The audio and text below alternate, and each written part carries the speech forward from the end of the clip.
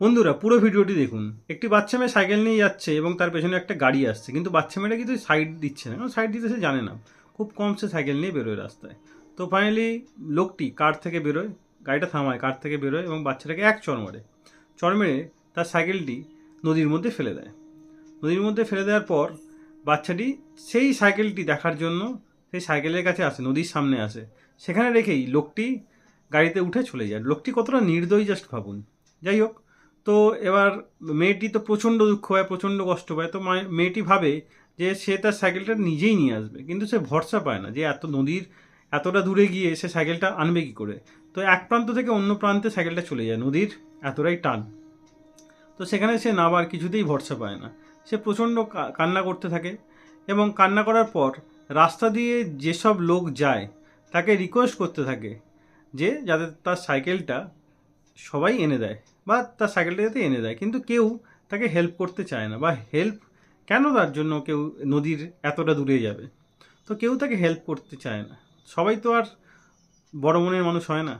তো যাই হোক, সে প্রচণ্ড কান্না করে, যা রাস্তা দিয়ে যাকেই দেখতে পায় তাকেই সাহায্যের জন্য বলে, কিন্তু কেউ তাকে সাহায্য করে না। তো ফাইনালি রাস্তা দিয়ে একটি সহৃদয় ব্যক্তি যাচ্ছিলেন। তো সে তার কাছে যায়, তাকে জড়িয়ে ধরে এবং বলে যে তার সাইকেলটা নদীর মধ্যে পড়ে আছে, তাকে যেন সাইকেলটা সে এনে দেয়। তো সে দেখে যে নদীর কিছুটা দূরেই সাইকেলটা পড়ে আছে।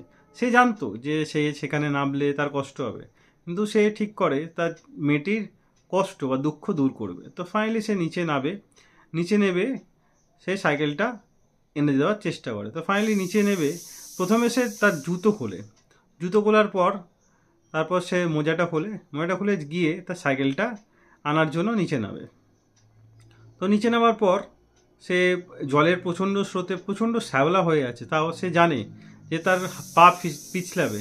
তাও সে সেখানে যায় এবং গিয়ে অনেকটা দূরে যেখানে তার সাইকেল আছে সে পড়ে যাচ্ছিল, মানে ঠিকমতো দাঁড়ানো যাচ্ছে না, জলের এতটাই স্রোত এবং এতটাই পিচ্ছিল জায়গাটা। তো ফাইনালি সে তাও যায়, কারণ সে মেয়েটাকে কথা দিয়েছিল মেয়েটাকে তার সাইকেল সে ফিরিয়ে দেবে। তো সে মানে যায় যাতে তার সাইকেলটা তুলে আনতে পারে। মানে তার অর্ধেক, মানে পা পুরোটাই ভিজে যায়, তবু সে গিয়ে মেয়েটার সাইকেলটা নিয়ে আসে।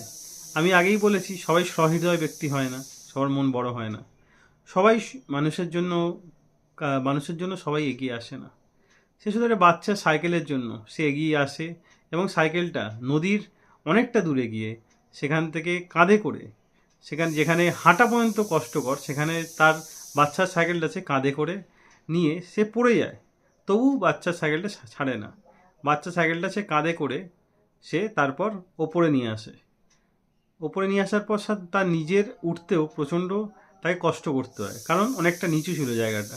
তো ফাইনালি বাচ্চার সাইকেলটা, এবং সাইকেলটা নতুন ছিল, তো বাচ্চারা জানতো সে যদি সাইকেল না নিয়ে বাড়ি যায় তাকে প্রচুর মার খেতে হবে। এবং সেই লোকটিও সেটা জানতো, বাচ্চাটির বাড়ির লোকের কাছ থেকে মার খাওয়ার হাত থেকে বাঁচানো এবং বাচ্চাটির শখের সাইকেলটা তাকে ফিরিয়ে দেওয়া তার মূল লক্ষ্য ছিল। তো ফাইনালি সে বাচ্চারা প্রথমে সাইকেলটা ওপরে নিয়ে আসে। তারপর সে অনেক কষ্ট করে ওপরে, দেখুন বাচ্চাটির সাইকেলটা প্রথমে নিয়ে এলো ওপরে, তারপর সে অনেক কষ্ট করে সে নিজে ওপরে আসে।